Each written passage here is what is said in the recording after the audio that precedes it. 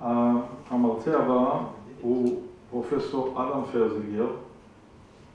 אדם מלמד במחלקה לתולדות ישראל ויהדות רבנינו באוניברסיטת בר-אילן, ועומד בראש הקתדרה על שם הרש"ר הירש לחקר תנועת תורה עם דרך ארץ. מחקריו מתמקדים בזרמים היהודיים הדתיים ובתגובותיהם להשתלבות תרבותית ולהתבוללות במרכז אירופה ובארצות הברית במאות ה-19, ה-20 וה-21. ספרו הראשון מבוסס על עבודת דוקטור שכתב בהנחיית פרופסור גרשון בקון. כותרתו Exclusion and Hierarchy, Orthodoxy, Non-Observance and the Emergence of Modern Jewish Identity, 1770-1980. הוא הופיע בהוצאת אוניברסיטת פנסילבניה. ספרו השני זכה בפרס ה-National Jewish Book Award, יצא באוניברסיטת ויין בדטרויט, וכותרתו Beyond Sectarianism, The Reargument of American Orthodox Judaism. עכשיו, אדם עושה לנו הפתעה, והוא ירצה באנגלית במקום בעברית. ונושא הרצאתו, Between Krakow and Altona, Rabbi Maier Lerner, 1857-1930, and the complexity of Rabbinic Typologies. בבקשה.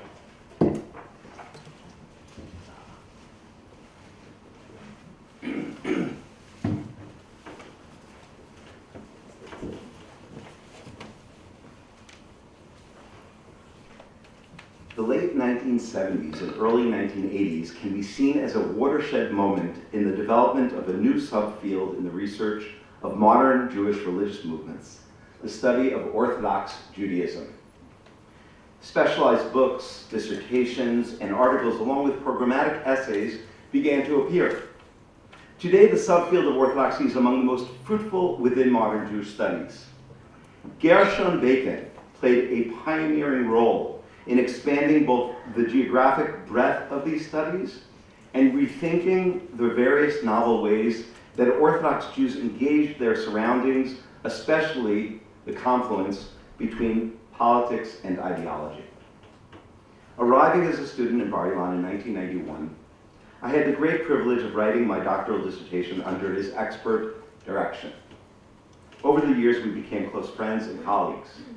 Gershon, I am deeply grateful for having benefited from your singular combination of sweeping command of all relevant disciplines, including being a genuine Talmid Chacham, your original and insightful thinking, your extraordinarily rigorous readings of materials and critical but always kind responses, and above all, your sincere encouragement and boundless generosity. As we heard, Gershon's close friend and office mate for over 3 decades was Moshe Rossman. Many people here know from their own experiences that the lack of formal mentor relationship never prevented Moshe from finding time to respond to questions and offer very honest, sometimes brutally honest, reactions to one's work. My ongoing conversations with Moshe have been instrumental to my intellectual development, and I am deeply appreciative. Most of all, for more than 15 years, every time I see Moshe arrive in Bar-Ilan, I am reminded anew never to take for granted the great gift of life and stable health. My first encounter with the academic study of Orthodoxy took place in 1984 while perusing the shelves of Eichler's bookstore in Manhattan. Opening a copy of the new journal Modern Judaism, I came across a broad-based attempt to articulate the non-monolithic character of Orthodox Judaism, the 2-part article authored by sociologist Samuel Heilman entitled The Many Faces of Orthodoxy. Already a recognized social scientist of American Jewry, his 1982 study examined the varieties of approaches to modern culture and secular education among 18th through 20th century Ashkenazi rabbis in Europe and later in the United States. Heilman put forward a typological framework and then went about introducing key rabbinical figures in chronological order and locating them within the nomenclature that he constructed: rejectionist, tolerator, syncretist, and neo-rejectionist. The first completely rejects the legitimacy of the non-Orthodox contemporary, of whom he is necessarily aware. The tolerator is also, quote, entrenched in the traditional Orthodox world, but shows greater understanding either in order to attract people to his own worldview or due to the socio-cultural vocational circumstances in which he finds himself. The syncretist, in contrast, embraces the modern world and seeks to draft its riches as a vehicle for enhancing Orthodox ideals, practices, and Torah study. All the same, his openness is bounded by his ongoing obedience to the constraints of normative Orthodox understanding of Jewish law. Possibly the most intriguing is the fourth category, the neo-rejectionist, who, according to Heilman, had actively engaged society and culture, but eventually chose to, quote, turn his back and return, quote, where the rejectionist denies modernity in great measure without having experienced it as part of his life situation. The neo-rejectionist does not. Accordingly, his arguments, which point to the weaknesses of modernity, have a ring of authenticity for those who live in the modern situation. He turns around their arguments for modernity with the wisdom of a former modernist, paradoxically indicting it with its own terminology and laws, pointing to the instability, insecurity, vacuousness, and absence of ultimate meaning in the modern secular world, end quote. The neo-rejectionist tag, as will become clear below, offers a seemingly appropriate framework for considering the trajectory of the rabbinic career of Rabbi Maier Lerner. Nonetheless, I will ultimately argue that he does not fit comfortably into any of the types articulated above, and that this has implications for the overall utility of such a rabbinic typology. Challenging Heilman's litmus test of openness to secular culture and learning, that it was mostly geared to West Central European and American rabbis, in 1991, Gershon Bacon published a paper entitled Rabbis in Politics, Different Models Within Interwar Polish Jewry, in the YIVO Annual.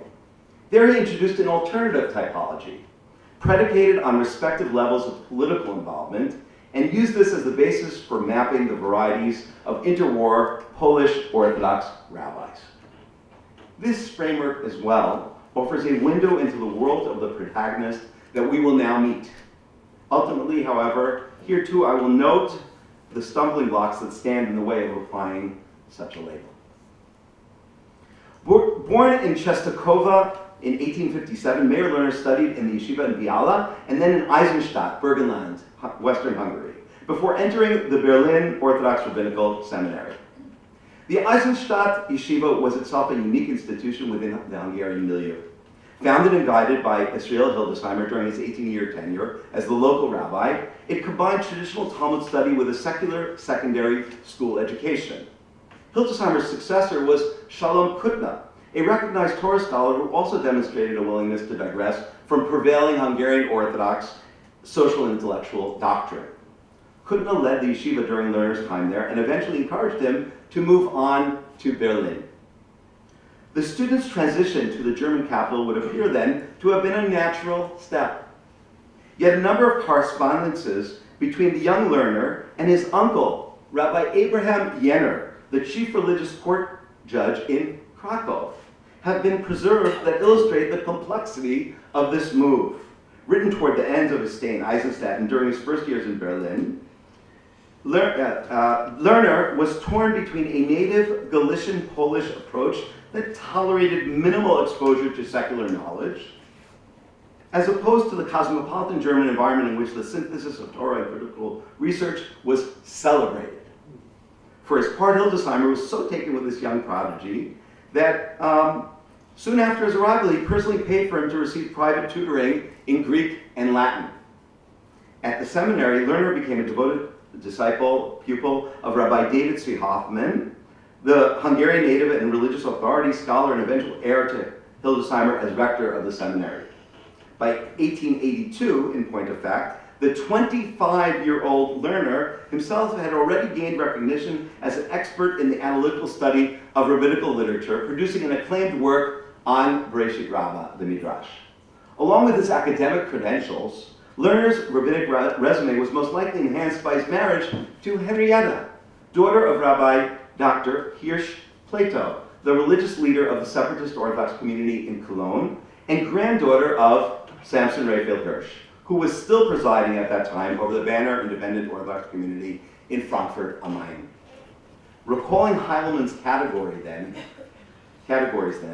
Lerner may have been born into a rejectionist or quasi-tolerator environment, but the educational path that he traversed, despite some initial hesitation, seemingly placed him squarely in the syncretist rubric. This is borne out by his decisions as an Eastern European yeshiva student to spend his formative years under the tutelage of Hildesheimer and Hoffman. Moreover, the fact that he gained expertise in languages, history, and textual analysis that enabled him to produce a critical scientific edition of rabbinic texts would similarly attest that he had embraced the riches of the modern world in pursuit of enhancing Judaism beyond its traditional cultural milieu. Lerner's 4 years in London, where he served as rabbi of the Federation of Synagogues, offer additional evidence of his syncretist nature, although a rejectionist orientation also makes a dramatic appearance. Britain's Federation of Synagogues was organized in 1887 as an umbrella group for the many small congregations that had sprouted in East London during that decade due to the mass influx of Eastern European immigrants. It sought to empower the newcomers who had quickly become the clear majority of London Jews. Unlike the secessionist communities in Frankfurt or Cologne, it did not operate in complete independence from the predominant anglicized United Synagogue communal body.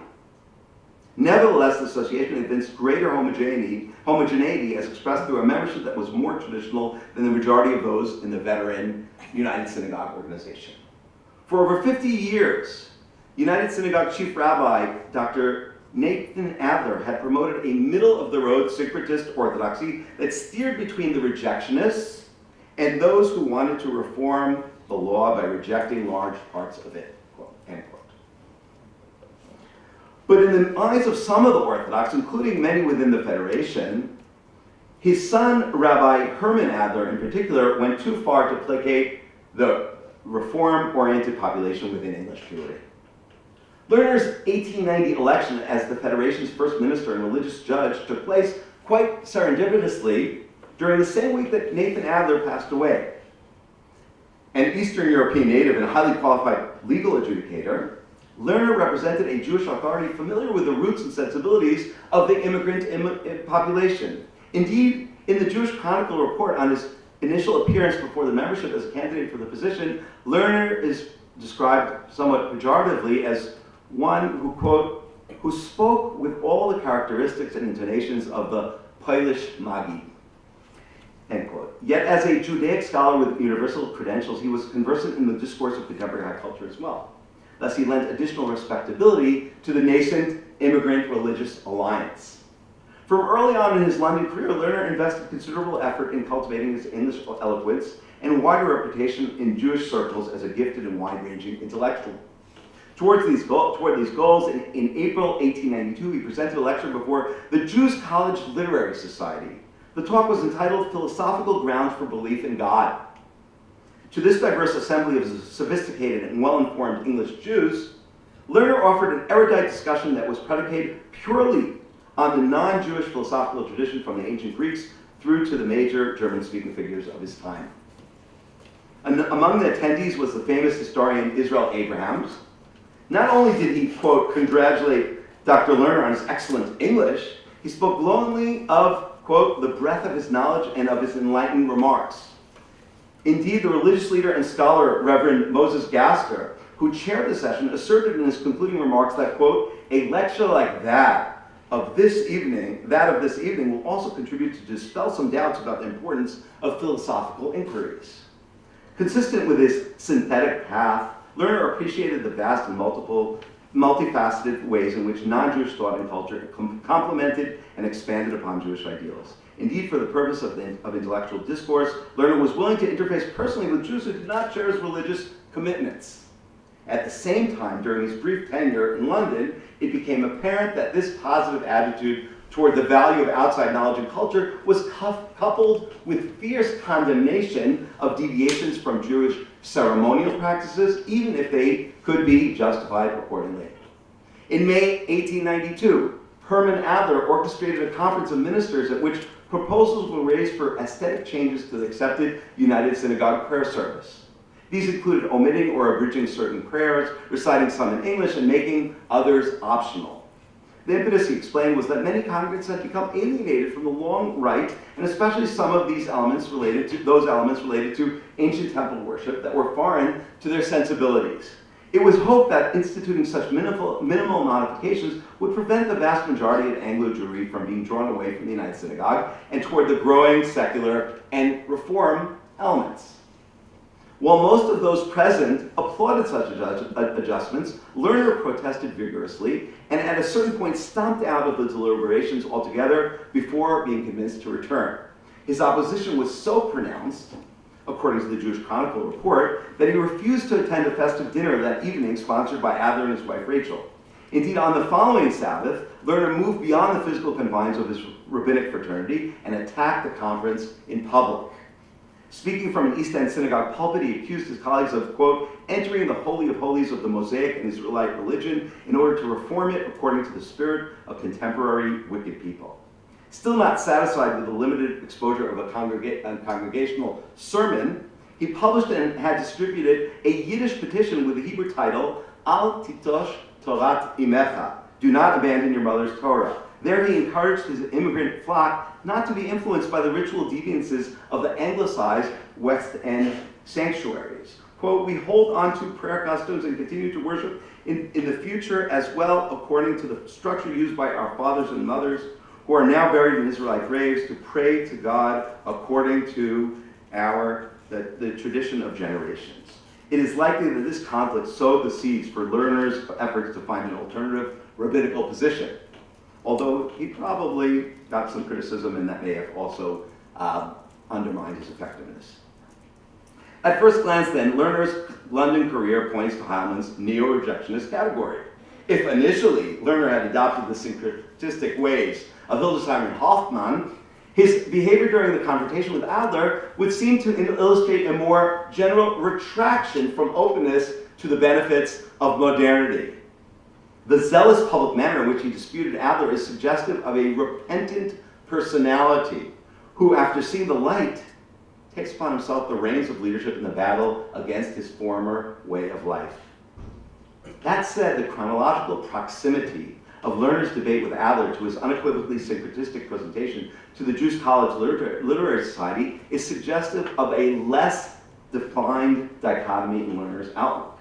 It is difficult to adopt a linear model that describes a progressive move from adoption of modernity as an enhancement of tradition to ultimate rejection stemming from intimate familiarity. On the contrary, at least in London, Lerner's actions project a more complex duality in which syncretism and rejection appear to function simultaneously. Lerner's claim to fame, however, stems from his role as the driving force in a controversy that he orchestrated during the end of the first decade of his tenure as rabbi in Altona. Here, all the more so, the neo-rejectionist label would seem at initial glance to suit him well.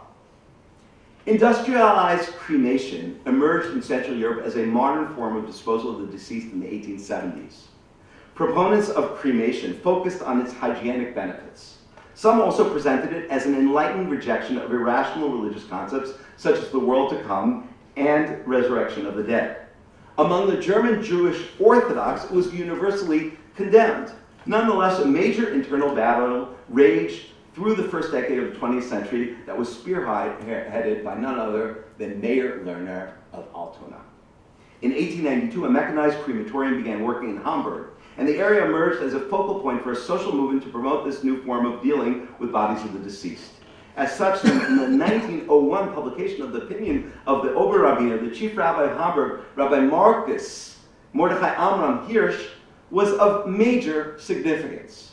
Hirsch was unequivocal in his opposition and criticism of those who chose this path. His instructions to the Hamburg Jewish Burial Society were to refrain from any involvement with the corpse beforehand or with the ashes after the procedure. Nonetheless, he ruled that the family should bury the ashes, but only in a separate section of the Jewish cemetery dedicated solely for that purpose, which I have actually visited in Holzdorf. In the fall of 1902, an article was published by his neighbor and Orthodox colleague, that means Hirsch's neighbor, Maier Lerner of Altona, that took strong issue with Hirsch's ruling. He critiqued Hirsch vehemently for permitting the burial of cremation ashes in a designated area of the Jewish cemetery. He claimed, in fact, that Hirsch had rendered bad decisions and that it was incumbent upon others to rebuke him. The attack on Hirsch and his legal policies did not go unanswered for long. In 1904, the Hungarian-born spiritual leader of the Munich Orthodox community, Rabbi Heinrich Hanoch Ehrentreu, published a 21-page pamphlet entitled Cheker Halacha. It was dedicated to defending the stand of his mentor and father-in-law, Rabbi Marcus Hirsch. This was paralleled by a series of interchanges between the Lerner and Hirsch-Ehrentreu camps that appeared on the pages of the Orthodox publication Der Israelit in 1904 and 1905. Throughout this period, Lerner was canvassing support for his position forbidding burial of the ashes. All told, 150 rabbis from Germany, Holland, Hungary, Poland, Russia, the United States, Egypt, and the land of Israel sent letters that were published along with an expanded version of Lerner's original essay in the book Chaye Olam, that came out in 1905. This too did not end the debate, and in 1907, the Hirsch-Ehrentreu camp published its own response to Chaye Olam in the form of a booklet entitled Or HaEmet. For the next few years, the issue reappeared continually in the pages of Der Israelit, with representatives of each side seeking to prove the correctness of their respective positions. Lerner posited in his initial discussion that any moderation connected to cremation would encourage others to follow suit, as they would know that even this act would not cause them to forfeit their burial rights. His 1903 article also puts forward an evaluation of the cremationists themselves as the worst kind of sinners imaginable, since these were individuals whose entire lives had been devoid of proper religious observance. Their cremation only concretized the fact that they, quote, have absolutely no vestige of Judaism left in them, end quote. Lerner's polemical and legal discussions surrounding the cremation ash burial controversy demonstrate that his passion for battling syncretist rabbinic colleagues, which became evident in London, had only grown since then. Indeed, from the tremendous efforts that he invested in this dispute, it would appear that his initial militant tendencies had transformed into the dominant characteristic in his rabbinic persona. In Altona, not only did he adopt a stringent policy regarding religious practice, his anti-modernism was manifested in outright denial of the fundamental Jewish identity of those non-observant Jews who adopted such deviations. Even more so than in London then, Lerner's role over an extended period during his Altona tenure as the lead galvanizer of the anti-cremation ash burial forces, accompanied by his repeated vituperative attacks on both the promulgators of this behavior and those rabbis who made concessions to them, sustain the picture of a vehement neo-rejectionist. Yet his Altona career also illustrates the difficulty, once again, in characterizing him neatly as a neo-rejectionist. This point emerges from a review of some of his recorded legal decisions from Altona regarding non-observant Jews that do not paint a clear picture. For one, parallel to declaring cremationists as having absolutely no vestige of Judaism left in them, he consistently adopted a lenient evaluation of contemporary public Sabbath desecrators. He attributed to them the designation Tinok Nishba, infant taken captive, which exonerated them from responsibility for their errant behavior and suspended traditional sanctions against such figures. One might expect that an individual like Lerner, who had expressed himself so pejoratively regarding one group of contemporary religious criminals, would be more apt to adopt a strict approach toward public desecrators as well. Lerner also put forward multiple leniencies that allowed Orthodox communal members to join their non-observant brethren in business partnerships, even if their shared enterprises were open on the Sabbath. Furthermore, during the First World War, he published a ruling in a popular German Jewish publication that due to shortages in food supplies, especially potatoes, Ashkenazi Jews were permitted to eat kitniot, legumes, during the Passover holiday. This was no small matter. The custom forbidding ingestion of legumes had been the target of a great deal of criticism on the part of enlightened and reformist-oriented figures since the mid-18th century, and was defended vociferously by noted champions of orthodoxy. Together with his polemical and exclusive side then, Lerner continued to exhibit behavior that was perceived as maverick in Orthodox circles. At the very least, his legacy does not lend itself to simple correlations between legal strictness and religious zealotry. Concluding section. Rabbi Maier Lerner certainly did not reject modern culture. Neither did he deny the fundamental Jewish identity of most of his contemporaries who had abandoned traditional observance. In fact, his written scholarship on rabbinic literature, as well as his public presentations, drew from his extensive outside knowledge and brought him into contact with non-Orthodox colleagues. This was not just a matter of tolerance. On the contrary, his approach to culture, and even to some degree to non-observance, demonstrates strong affinities with those Orthodox figures characterized as syncretists. At the same time, his role as an outspoken defender of a hyper-conservative interpretation of tradition, both in London and even more so in Altona, are reminiscent of some Polish Hasidic sects and of the Hungarian ultra-Orthodox figures who, unsatisfied with the letter of the law, labored to advance strict interpretations and combative personal evaluations that left no room for maneuvering. Had the syncretist and rejectionist sides of Lerner been located at distinct consecutive junctures in his career, Halma's nuanced neo-rejectionist label that expresses initial sympathy to modern norms, but ultimately animus based on familiarity, would have been apt. In Lerner's case, however, an ongoing tension can be identified between these two sides throughout his career. A return to Gershon Bacon's typological map offers an alternative framework for evaluating Lerner. Can his combative stance toward the declining religious standards of Western European Jewry be attributed to his Polish roots? Rather than seeing a contradiction between Lerner's openness to secular learning and his zealous public religious battles, maybe these are simply two sides of Lerner's orthodoxy. Recall that according to Bacon's typology, for Polish rabbis, political activism was an engagement with modern life. Thus, Lerner's life and activities can be said to have combined both Polish and West Central European styles of orthodoxy. I'm aware, of course, that this would entail an expansion of the scope of politics beyond the specific Polish interwar circumstances. Although such an understanding has some logic to it, at present there is minimal evidence upon which to sustain such an interpretation. Indeed, inasmuch as such branding is highly instructive as a foil device for analytical purposes, it also has drawbacks if utilized too strictly to fit individuals into defined ideological boxes. Instead of locating Rabbi Maier Lerner on a linear scale of sympathy or antipathy toward modern culture or even politics, I suggest that he fits comfortably with many other rabbinical characters of both the past and present, whose biographies lend themselves to uneven vacillations between attraction to some novel ideas and exposures, and fervent dismissal of others. Rather than concentrating on holistic and consistent ideological and behavioral categories, perhaps this type of existence is in itself a useful framework for perceiving orthodoxy that deserves further attention.